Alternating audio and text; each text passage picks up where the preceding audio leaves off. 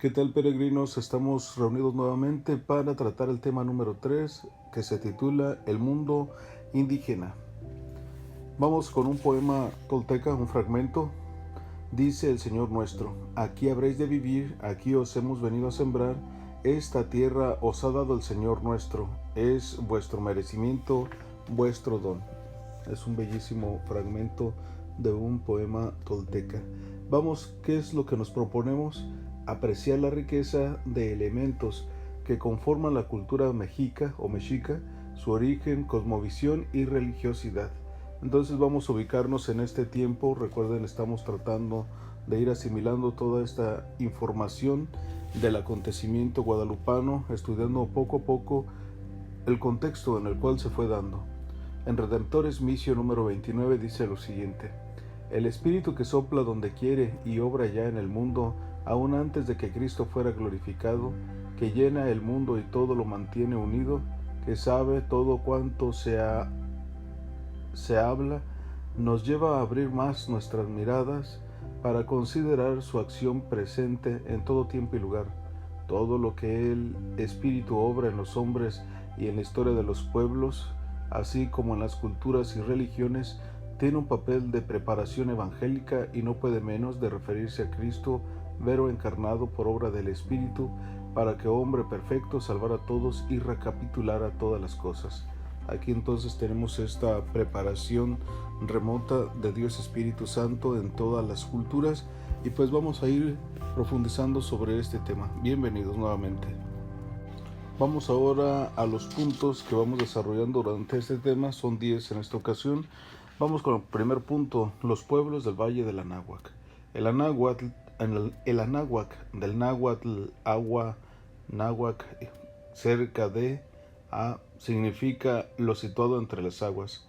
¿Sí? Entonces viene de estas dos raíces del náhuatl, otra vez, náhuac, atl, que significa agua, náhuac, cerca de, junto. ¿Sí? Entonces, valle comprende una pequeña región del centro de México. Bueno, eso sería, ¿no? Vamos entonces a los pueblos del Valle del Anáhuac. El imperio mexica o azteca lo configuraron pueblos en una especie de confederación donde existían alianzas y sometimientos, grupos de ambientes y lenguas diferentes. La más hablada fue la náhuatl. Este imperio comenzó por el siglo XI, cuando tribus nómadas venidas del norte llegaron al Valle de México en condiciones precarias. El Valle del Anáhuac, poblado ya por varias culturas, sufrió la llegada de tribus que destruyeran a la establecida y civilizada. Ello contribuyó a que los vencedores se civilizaran. Sin embargo, experimentaron lo mismo, ser víctimas de la siguiente invasión. Bueno, entonces así ya vamos ubicando cómo se va dando este momento en el Valle del Anáhuac. Vamos ahora al punto número 2. Los mexicas se establecen. La última tribu fue la mexica, de las tribus que venían del norte. Se instaló en la zona más pobre. Los mexicas poseían la convicción inquebrantable de ser el pueblo del sol, que les dio una fuerza de toda proporción, tanto que en el siglo y medio se desarrollaron como gran potencia. De ser un pueblo de andrajosos, pasaron a constituirse en dueños de la náhuatl. Después de peregrinar de un sitio a otro, los mexicas se establecieron en 1325 en los lodazales del lago de Texcoco, en un islote lleno de carrizo, donde abundaban las serpientes. En ese lugar fundaron su capital, México Tenochtitlán, centro de poder y dominio de una gran parte de lo que hoy es el territorio mexicano. Esto pues nada más para irnos ubicando, y todos nosotros conocemos la historia de nuestro país en relación a este momento fundacional. En este punto 3, la cosmovisión azteca. En la cosmovisión de los aztecas estaba influenciada fuertemente por la cultura tolteca. Recuerden que la cultura tolteca es considerada una de las más grandes civilizaciones de América, de las primeras, de llenos de sabiduría. Su visión del mundo suponía la existencia de 3 niveles del universo. En medio se encuentra la Tierra, dividida en 4 cuadrantes, 4 direcciones simbólicas del mundo y de colores unidas en el centro, el ombligo de la Tierra o el centro. Si entonces hacia el oriente es el color blanco, país de las mujeres, de la fecundidad y de la vida. En el norte, color negro, lugar de los muertos. En el poniente, el rojo, lugar de la tierra, donde habita el sol. En el sur, el azul, la región de la simiente, es decir, del origen. Eso es en la parte media. ¿Sí? 4 cuadrantes. Encima de la tierra hay diferentes capas y cielos de distintos colores, lugares de los astros y dioses. Y hacia abajo la tierra se encuentra las regiones de los muertos, el inframundo. Lo que está en la tierra puede ser captado y reconocido por el ser humano. Es modificable y transitorio como plumas de quetzal y pedrería de jade como un sueño. Lo que está sobre nosotros y lo que está debajo en el reino de los muertos escapa al conocimiento de los seres humanos. Más o menos así encontramos entonces esta cosmovisión de los aztecas basado en los toltecas. El punto número 4, el culto a los dioses. Según sus convicciones religiosas, los mexicas habían sido entregados a los dioses como Tlaloc, dios de la lluvia, y Huitzilopochtli, dios del sol, sus principales deidades de esta nación.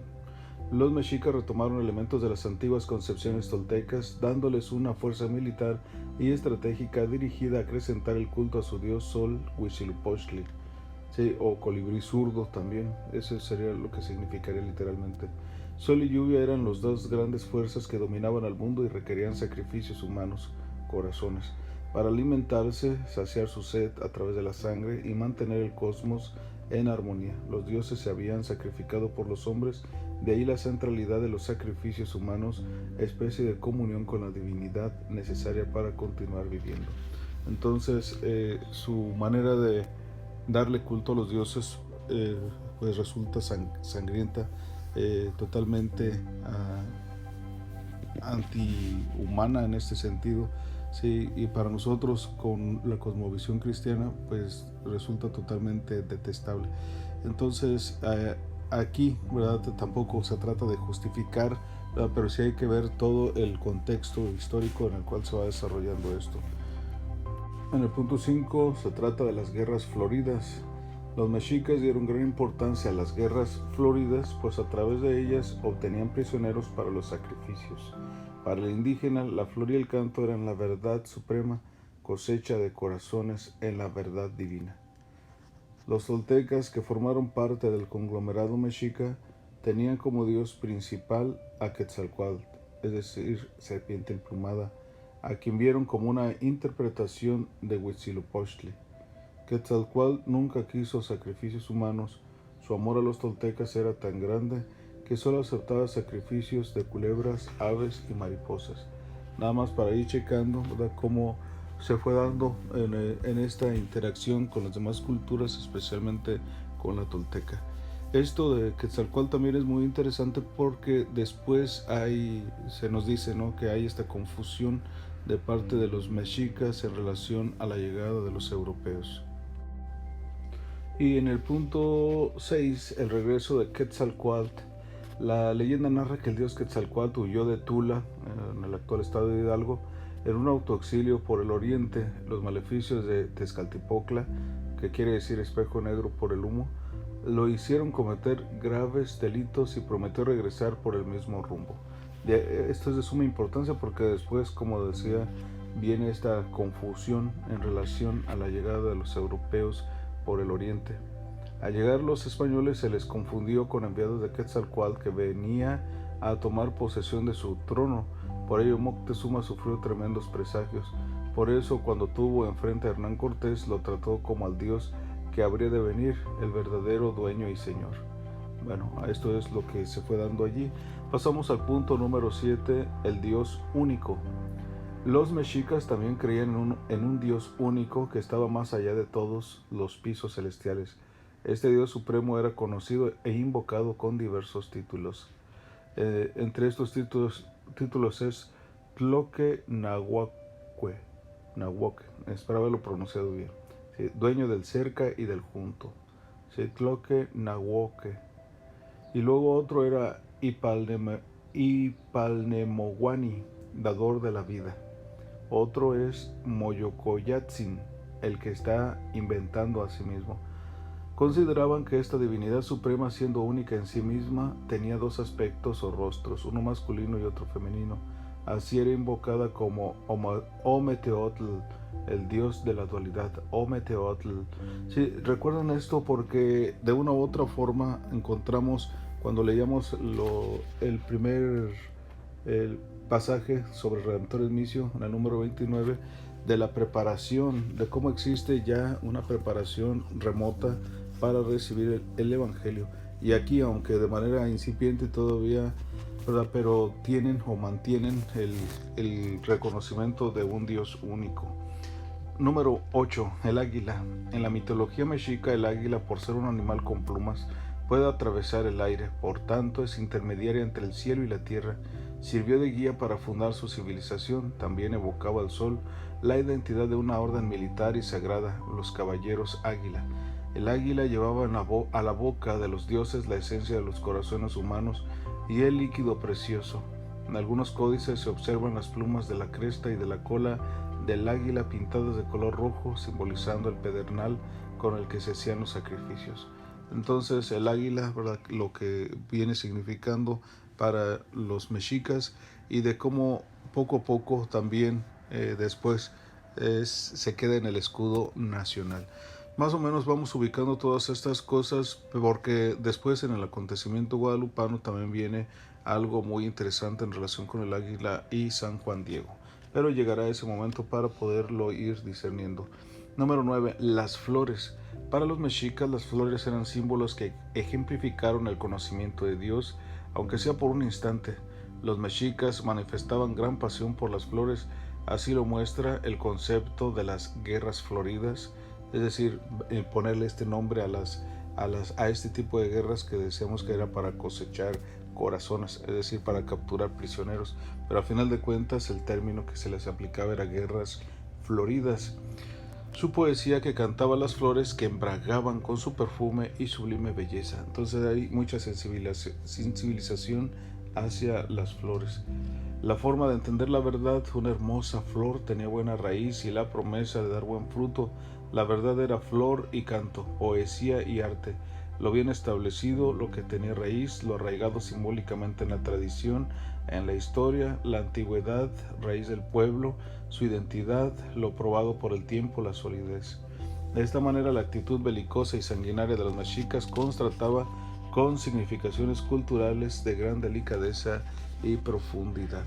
Qué interesante esta parte, ¿no? Porque encontramos por un lado este tipo de crueldad, este culto, ¿verdad?, cruento hacia sus dioses, ¿verdad?, y sin embargo pues manifestaban esta gran sensibilidad hacia las cosas de la creación de Dios. Número 10. El fin del quinto sol. Los indígenas creían en la existencia de diferentes eras o soles que concluyeron a causa de catástrofes. Para los mexicas este mundo terminaría con la era del quinto sol en la que se encontraban. El mundo se destruiría y con él la humanidad por medio de grandes terremotos, como queda plasmado en el siguiente poema. Vamos a checar esto, ¿verdad?, del informante de Sahagún, y dice lo siguiente: Tloque, dice el Señor nuestro, Tloque Nahuaque, el dueño del cerca y del junto, el que es noche y viento. Aquí habréis de vivir, aquí os hemos venido a sembrar, esta tierra os ha dado el Señor nuestro, es vuestro merecimiento, vuestro don. Ahora lentamente se va más allá el Señor nuestro, Tloque Nahuaque, y ahora también nosotros nos vamos, porque lo acompañamos a donde Él va, al Señor noche, viento, al Señor nuestro, Toque Nahuaque, porque se va, pero habrá de volver, volverá a aparecer, vendrá a visitarnos cuando esté para terminar su camino la tierra. Cuando ya el fin de la tierra, cuando esté por acabarse, Él saldrá para ponerle fin. Hasta aquí este fragmento de esta poesía tan bella. Bien, entonces pasamos ahora a las actividades individuales, ¿sí? Y bueno, vamos a irlas narrando, ¿sí?, diciendo para que ustedes las puedan trabajar. Bien, entonces estamos en las actividades individuales y actividades grupales y la evaluación, porque este tiempo es el momento de compartir. En lo individual es qué llamó tu atención de los elementos culturales del pueblo mexica. Sí, es bien interesante porque pues cada uno de estos puntos yo creo que nos ha de haber llamado la atención, pero a ti, ¿verdad? En particular, ¿qué es lo que más te llamó la atención? Siguiente pregunta, ¿qué características consideras que permanecen en la cosmovisión de nuestros pueblos indígenas o de la gente sencilla? Aquí podríamos retomar algunos de los elementos, persiste, y no solamente en ellos, sino en la nación. Sí, recuerden, por ejemplo, las flores, la relación que va a tener también con el acontecimiento guadalupano. Entonces ya veíamos esta sensibilidad que tiene el pueblo mexica y los otros grupos también. Actividades grupales, reflexionen el poema del punto 10, ¿verdad? Ese que acabamos de leer, del informante de Sagún, Fray Bernardino de Sagún. Luego comenten las actividades individuales, ¿verdad? Si se encuentran en pequeños grupos, hacerlo. Descubran las semillas del verbo en la cultura mexica. Ya decíamos en relación al Dios único, por ejemplo. Evaluación, ¿cómo valoro los elementos que conforman la cultura mexica y qué aspectos de la presencia del Dios cristiano descubrí en el pueblo mexica? Bueno, ahí están estas preguntas que nos ayudarán a ir profundizando en torno a esto. Bueno, pues hasta aquí llegamos, ¿verdad? Les agradezco. Ya llegamos a este tema, al final de este tema número 3. Con el favor de Dios, el domingo les presentaré el número 4. Recuerden que estamos llevando un itinerario muy bello de ir profundizando en todos estos temas. Dios los bendiga y los cuide. Nos vemos el próximo domingo con el favor de Dios.